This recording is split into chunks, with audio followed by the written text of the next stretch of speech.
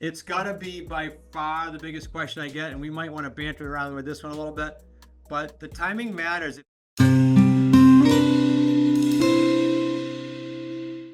If you look at, I got a book for you if you want to write this down, and please understand I did not finish it. I just started, it got my attention for the reason I'm talking about now. It's called The Coming Wave. Has anyone read that?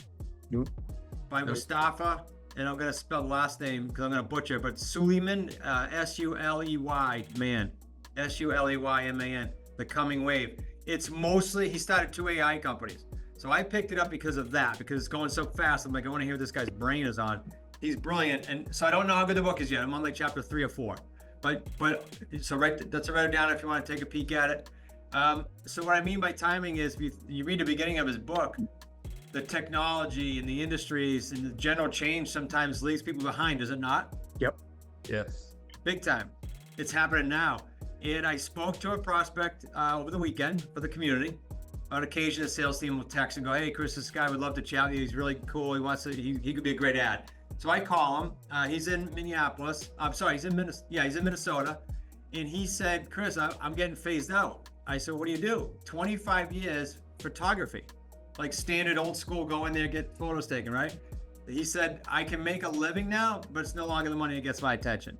And then big boxes, I don't know about you guys, big boxes right near Kim and I, Banana Republic, history, at least near us.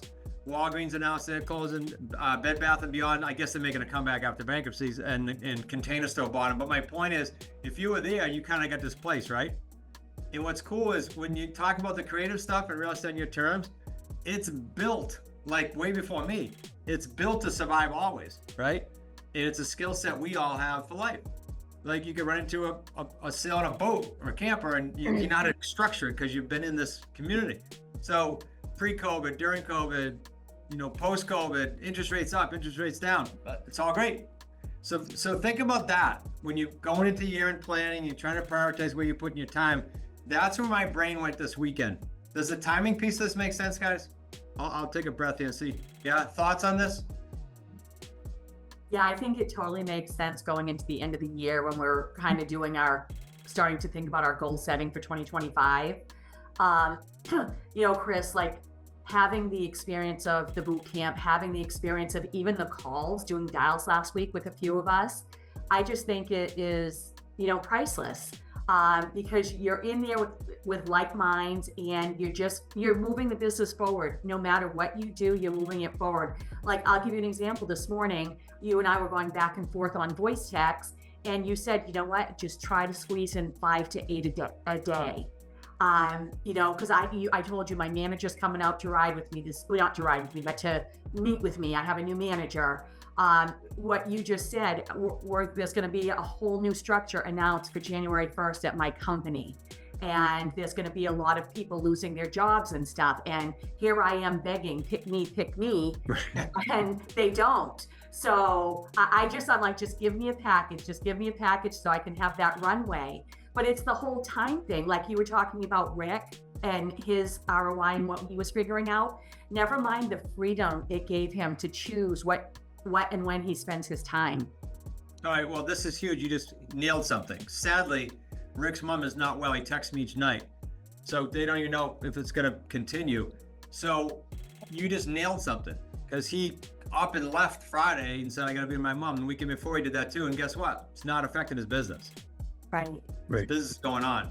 His job would be eating up time and all the crap that goes with it. So very good point. I didn't even think of that tie. Judy, for context, you guys heard her say 5 to 8. Judy came in last week and she came in the visit before that too. No exaggeration. A stack about yay big, Judy?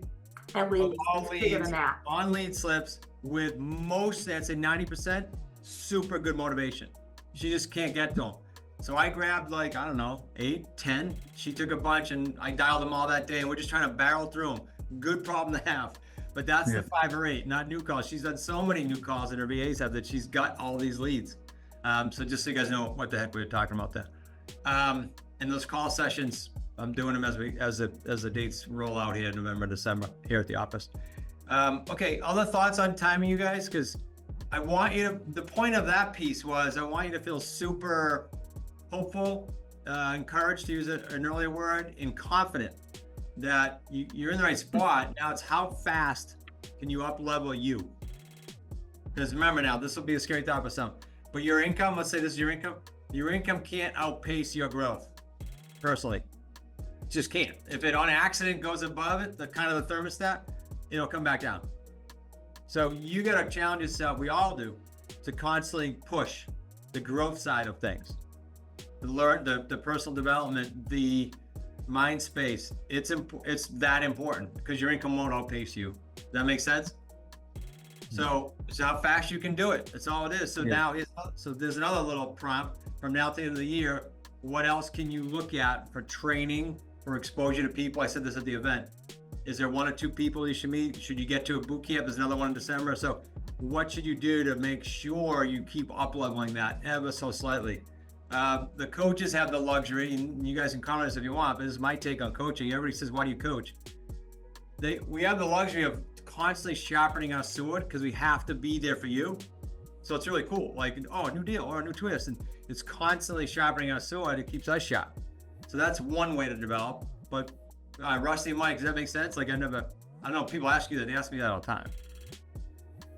Oh, 100%. That's why I first started doing, or that's why I got into coaching years back, is to, not only help others, but also to be able to keep sharpening my sword and stay on top of everything, right? And continue to be the expert in the industry. So. Oh yeah, my confidence skyrocketed as soon as I started coaching. And I just wanted to make a point that John and John made on our call. What other franchises have a community like this where you can lean on, right? And do stuff like what you're talking about, which is lean on coaches or lean on people within the community. That's going to help you attain your goals faster, right? Yeah. Good stuff. Yeah. Well, Rusty just brought something up because this is, you guys know I usually don't hold back my thoughts. I just got one.